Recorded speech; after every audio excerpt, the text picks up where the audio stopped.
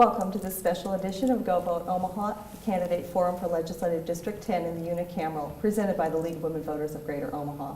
I'm Jerry Simon, a League member and moderator for the forum. The League of Women Voters never supports or opposes political parties or candidates. We present this forum solely for voter education. Here's the format for our forum. Each candidate will get a 1-minute opening statement. We'll follow those with questions prepared by the League of Women Voters. Each candidate will answer every question and will have up to 90 seconds to do so. The candidate who answers the question first will have up to 30 seconds of rebuttal time if they desire. We'll conclude our forum with 1-minute closing statements by the candidates. A timekeeper will alert the candidates when they have 30 seconds of time remaining and when to stop speaking. Before the forum, the candidates drew lots to determine their initial speaking order, which will alternate throughout the forum. And I'll introduce them to you in that order now. The candidates running in Legislative District 10 are Wendy DeBoer and Matt Deaver. Let's go to our opening statements, and we'll start with Wendy DeBoer. First, I would like to thank the League of Women Voters for having this forum, and Matt for joining me tonight. I'm running for state legislature because I love Nebraska and because I believe in our shared values, our hopes for our future, and also our traditions. I was raised in Legislative District 10, and I went through OPS schools, went to college and law school in Nebraska, and then I went away for a little while to Kansas City to practice law. I returned, got a master's at UNO, and started teaching there. I've been teaching at various places then for quite a long time. And so I'm very passionate about education. And as I've been talking to voters in LD10, I've learned that they're passionate about education too. And so I've learned that they want strong support for public schools, but they also want lower property taxes and making sure that we have good jobs and a strong local economy. These are things I also care about, and so I was very gratified to see that in the primary election we had good results, which said that the people in LD10 share my vision of hope for Nebraska. Thank you. Matt Deaver. I also would like to thank the League of Women Voters and Wendy for putting this together tonight in this forum. I am Matt Deaver, and I am a resident, grew up in Maple Village area of Northwest Omaha. We live in Bennington with my wife, Allie, and our 3 children, Kate, Joe, and John. They are 12, 10, and 6. I'm a graduate of Omaha Burke High School, University of Nebraska-Lincoln, and Creighton University School of Law and MBA program. I am running for the legislature for a multitude of reasons, but mostly because of my family, their friends, and the thousands of young people across our state. I have traveled the state my entire life. I know the people. I have learned the issues, and I feel it's my duty to try to do something that can benefit the people in our district and across our state, and I'm looking forward to that opportunity. Thank you. Moving right to our first question. How do you think redistricting should be done in Nebraska? Do you support citizen participation in redistricting, or do you support an independent commission for doing it? We'll start with Matt.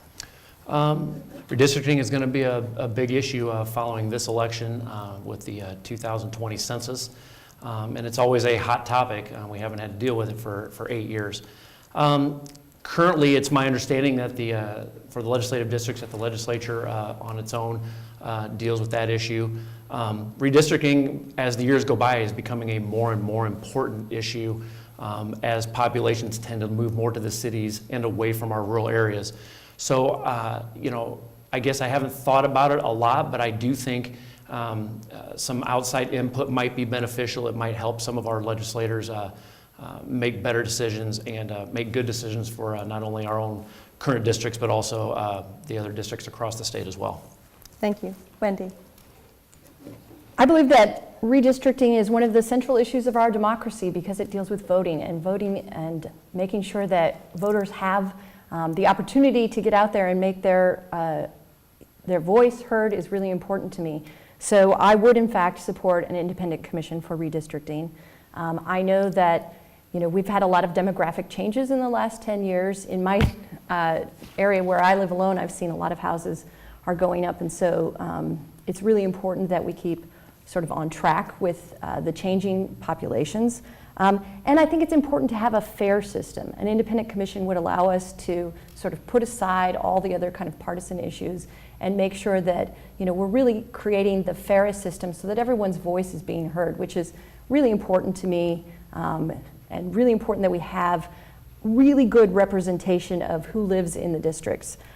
So that would be, my suggestion would be to work towards a independent commission. Thank you. Thank you. Any rebuttal, Matt? You know, I would just say that with our unicameral legislature, the redistricting of our state as we do go from a more rural to more urban population greatly affects our rural farmers and ranchers and their representation in the state. In our own area, obviously, in Omaha, in the Omaha area, we more than likely would gain a senator or two in the next redistricting, which I do think makes it just from a representation standpoint for our western senator or western area to deal with that issue. Thank you. This next question will go to Wendy first. The way a juvenile justice system is funded influences outcomes for youth and communities. If elected, where would you prioritize dollars spent in our juvenile justice system? What programs and services do you believe are most important to fully fund, and why?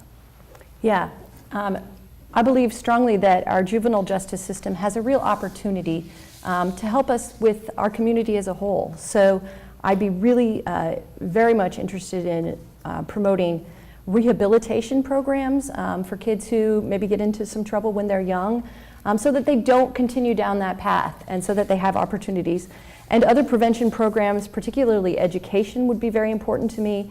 I think that expanding and really working on making sure that we have a strong public school system is going to be one of the best ways to make sure that, you know, kids have opportunities so that they're not kind of going down a bad path. And for the juvenile justice system, I think making sure that we have some kind of diversion system in place is important.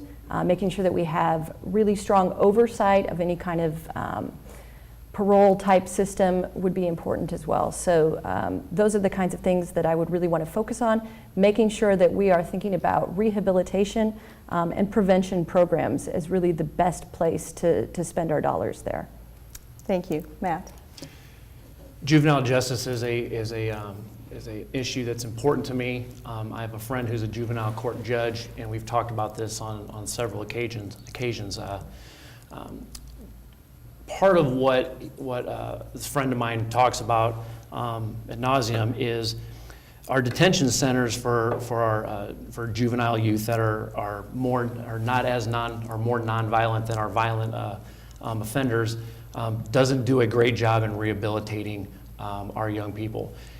What he thinks is that if we can get, what he talks about a little bit is monitoring and monitoring truancy for our young offenders, to make sure that instead of going to a detention center where they stay for 30 or 60 or 90 or even up to 120 days, where they're involved with people and young people that they probably shouldn't be having any more influence on them than they've already had. He thinks that if we could keep them out of detention centers and make sure they're getting to school, I mean, you know, a 120-day layoff of school is almost a half of a semester, and it really puts young people behind. But monitoring truancy and trying to make sure that we keep them in an environment where it's more positive, where they're getting better help, is a great way to help our juvenile justice system. And frankly, it's a lot cheaper to do it that way as well. Thank you. Rebuttal, Wendy? No. Thank you. Here's our next question, which will go to Matt first. Nebraska is one of the few states that does not allow charter schools. Do you support allowing charter schools in Nebraska? As a product of our Omaha public schools, I'm a firm believer in our public schools. My parents graduated from Omaha Benson. My sister and I graduated from Omaha Burke. My wife graduated from Central. All three of my kids our kids attend Bennington Public Schools. Fantastic schools. My experience in our public school system was second to none, and I'm a big supporter of our public schools. Frankly, I do not see a place in Nebraska for charter schools. I think taking money away from our public school system at this time, charter schools have not been proven to be any better than our public school system. And frankly, to take money away from our public school system into charter schools, I think would be the wrong choice for Nebraska. I don't see in my conversations with most senators, I have not seen an overwhelming support for charter schools. And as I've traveled the state in my job as an attorney, I work with in rural areas. I work a lot in estate planning with farmers and ranchers. I've traveled the state my entire life. As I've had those conversations over the years, most of them are pretty pleased with their public schools, and I don't see a reason why we would have a change in that format in the state right now. Thank you. Wendy? Yeah, I also do not think that we should have charter schools in Nebraska. In general, I'm not in favor of anything, any measure in the legislature that would weaken our public schools. I'm a product of the public schools as well. I also graduated just a year ahead of Matt, and so at Burke High School. So I went to public schools my whole life. All of my family went to the public schools when I was growing up. So I really think that they did an excellent job, and it prepared me for my work now that I do as an academic, and I think that says a lot about our school system. So I really appreciate the Omaha Public Schools, the Bennington Public Schools, which are the two districts within our district, for the good work that they're doing, and I want to support them. I think it's really important that we continue to do the best that we can to support public schools. I don't support the use of public funds for any kind of private education. And I believe ultimately that education is an investment that we make that is going to go so much further than almost any other investment that we can make in terms of building our community for the future. So for me, there isn't a need for charter schools. That isn't what people are telling me they want when I talk to them, when I go knock on their doors. And so I would be opposed to such a provision. Thank you. Any rebuttal, Matt? I'm good, thank you. Thank you. We have another question on education. We'll start with Wendy first.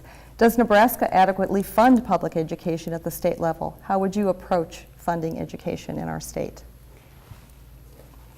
I do not believe that we do currently fund education appropriately at the state level. I think we are inadequate in our funding for education at the state level. Right now, we're currently 49 out of 50 states in state funding to education, and I feel like we can do better than that. That means that our portion of education funding, which comes from the state funds rather than from property taxes or other sources of income, is one of the lowest in the country. And it's time that we need to change that. In 1990, we passed the bill, which we're still operating under for the most part, the TIOSA bill, which dealt with how funding for education would happen in Nebraska. It's been 28 years. At that time, we were supposed to have equal parts education funding from the state, from sales tax, property taxes, and from some other sources like the lottery, things like that. But right now, property taxes are way up here, and the other two of that three-legged stool are down here. So we're kind of falling off the stool right now. We need to get things back in order. It's been 28 years since we've done education finance reform. We really need to get back on the right track with that, live up to the sort of promises that we had back in 1990 to make a kind of an equal playing field for all the different sources of income that we have for education. If you're investing in stocks, you say you need to diversify your portfolio. Well, in Nebraska, we need to diversify our portfolio so that we're getting equal amounts from lots of different revenue sources and not relying so heavily on property taxes. Thank you. Matt? I would agree that our public school system is underfunded. Our state is required through our Constitution to educate the young people of our state. As I've traveled the state and we hear about property taxes and we talk about the TIOSA formula, a big problem with the TIOSA formula is it has been unequally distributed across the state. Some of our more rural areas that should be getting more of the TIOSA funds are not getting it, where as opposed to some of the cities, like the city of Lincoln Public Schools, to my knowledge, ended up with a $20 million surplus that they basically put into their general funds. That's not an equal way of distributing those state assets in our school districts, and it's certainly a problem. Additionally, I do believe the state, and when we talk about property taxes, I believe the state, if we're going to solve that property tax problem and lower property taxes for our citizens, the state is going to have to take a larger role in how we fund our public schools. My big fear with that, I think that's where we're going to head, and I think the answer is going to come in that direction. My fear with that is I am not an advocate of state mandating or taking away the powers that our local districts have, our local control for public schools. And so that's going to be a conversation. We're going to have to work together with other senators and make that happen, but I think that's the road we're on. Thank you. Wendy, anything further? Yeah, I agree with Matt that I think that local control is vitally important for our school systems. I think that this, working on the TIOSA formula, working on education finance in Nebraska is going to be one of the biggest things that happens in the legislature in the next couple of years. It took a long time to do it in the past, and we're really going to need to get started on that so we can get property tax relief and so that we can keep our school funding. I do not support lowering school funding, so we would have to find a way to change the whole formula so we can keep our school funding in place. Thank you. Here's our next question. What will you do to assure the separation of powers among the three branches of government in Nebraska? And how will you ensure that we have and retain a nonpartisan legislature? And we'll begin with Matt. Well, I think that's an important question. I certainly appreciate the history of our state and our three branches of government, and certainly our bipartisan legislature. I think a lot of people, and I would agree, that our legislature has become more partisan over time. And I have always been a person who has built relationships from being young up through school with the people we work with, our friends, our neighbors. I've always been a relationship builder, and I think one important aspect of becoming a senator, and certainly in this day and age of technology and everything else, is to build relationships even with people of those that are in the other parties and maybe different ideology. I certainly have my own core values, but it will never affect my ability to build relationships, get to know our other senators, get to know their families, get to know their backgrounds, what's important to them. I think that makes a big difference in how we all work together to solve the problems of our state. As far as our three branches of government, I think it's important for the people to make sure, especially if we become elected senators, that we understand the difference between being in the judiciary and being a governor and being a legislator. We have our place. We need to make our own decisions and let the other branches deal with the issues as they see fit once we do that. Thank you. Thank you. Wendy? Yeah, for me, it's vitally important that we keep the nonpartisan nature of the legislature. There has been some more partisanship in recent years. To me, it's very important that the needs of Nebraska, for me, will always come before any other political affiliation, that the needs of the district will always come before political affiliation. So that's very important to me. I believe in listening. I think that's something that a lot of people feel we've lost the ability to do in this country, and I'm hearing people say that when I ask them, what's important to you? That they feel like we've lost the ability to listen, that we argue first and listen later. But for me, I think we really need to listen first because you can surprisingly find a lot of common ground. So my approach to governing will be to be collaborative within the legislature, to form alliances that maybe weren't there in the past. And the best sort of outcome if I were elected into the legislature for me would be to develop a relationship for being the kind of state senator that anyone from any political party could come to of the other legislators and talk to about an idea and say what's important to them, and that I will give that sort of idea a listen, that I will be open to it and not just discount it based on who it is or whether I disagree with them on another issue. So that's really important to me. Also, of course, it's really important to maintain the three branches of government. Thank you. Matt, anything further? I would say this. I have been traveling Nebraska my entire adult life, and I have listened to the people of this state for a long time. I think that's important to have traveled, talked to farmers and ranchers, talked to educators, talked to parents, and I've been doing that, and it's prepared me for this position. I'm ready to lead, and I think that Wendy's right. We do need to listen. I've been doing that my entire life, and we're ready to do that. Thank you. Here's the next question goes to Wendy first. No legislation for property tax reform was passed in the unicameral this session. Should anything be done about Nebraska property taxes, and what would that be?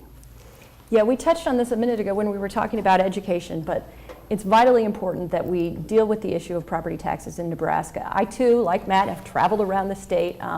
I've been involved with agriculture sort of in a weird way my whole life. My dad had a business that dealt with agriculture, and so I sort of grew up alongside of that business and hearing about corn prices and soybeans were down or up and all that sort of thing. So it's really important to me, with the commodity prices lower for the agricultural part of our state, to make sure that we address property taxes, which is a big issue. But it's also been interesting to me to see that property taxes are an issue in the very urban parts of the district as well. And so we've got to address them, no question. We've got to address them. And part of that is looking at how we finance education. I said that a minute ago, that it's really important that we make sure that the state pays the fair share so that the rest of the money doesn't have to be made up in order to have an adequate school system from the property taxes in the hyper-local areas, so that we make sure that the state and the local area are both working together to fund our education. So that's one of the biggest things. The other thing I want to point out is we need a law that collects our already accrued but not collected sales tax today. Just this morning, the United States Supreme Court passed South Dakota versus Wayfair, decided that decision, which said that we can now collect those taxes. So we need a bill to do that. Thank you. Matt? Property taxes have been a decades-long issue in Nebraska, and we have continued to push that issue down the road, and it tends to not get any better. When our agricultural sector does well, you don't hear quite as much about it, but in the last 4 or 5 years, commodity prices at where they're at, it's hard to make a living in our rural areas, and it is the issue for the entire state. Outside of education, it certainly is probably the most hot button issue we have. We need to lower property taxes for sure. To do that, along with funding education, I think that the state is going to have to take more of a lead in funding our public schools and our educational facilities. To do that, where does the money come from is always the big question. If we're going to have property tax relief, how are we going to do that? To me, I think that our governor has done a decent job, the best that he can, in talking to state agencies and departments and trying to make them as efficient and look for waste as well as he can. I also think that potentially from the outside, it certainly would cost us some money, but a performance audit of our state government and our state agencies might be the thing that can help us find the most waste. And then as senators, we can go in and come up with the answers off of a performance audit of where we can find savings and go from there. Thank you. Wendy, rebuttal. Yeah, I think it is really important that we do continue to talk to department chairs about where our state might become more efficient, what sorts of areas we might use to become more efficient, so that we can be fiscally responsible about how we cut property taxes, so that we aren't just cutting without having money to pay for that. So that's part of that sales tax piece. And I think we can expand our tax base, particularly by getting higher paying jobs, not just more jobs, but higher paying jobs where people actually earn more, they spend more, and that would help with our taxes as well. Okay, thank you. Well, that concludes our question portion of the forum, and we're going to move to our closing statements, and we'll start with Matt Deaver. Well, again, thank you to the League of Women Voters and to Wendy for putting this together tonight. I have a fantastic love for Nebraska. I have lived here my entire life. I'm a fourth generation Nebraskan, and I'm running for the legislature because I hope that my children and my grandchildren and their friends, and like I said, the thousands of other Nebraska young people can have the same opportunities to live here and get educated and work and raise their families and retire here. We have many obstacles that are facing us, and my experience in traveling the state in my profession, what I do, I think has uniquely qualified me to help work with our state senators in Lincoln to make the decisions that we need to keep our state strong as we can. I certainly have an appreciation for our history. I understand where our issues are at right now, and I have a clear vision for where Nebraska needs to go in the future. And I hope the citizens of District 10 can give me the opportunity to represent them. I look forward to that opportunity, and hope you can vote for me on November 6th. Thank you. Wendy, DeBoer. Thank you so much for moderating, and Matt for being here tonight, and all of you for listening and tuning in, as it were, to watch us.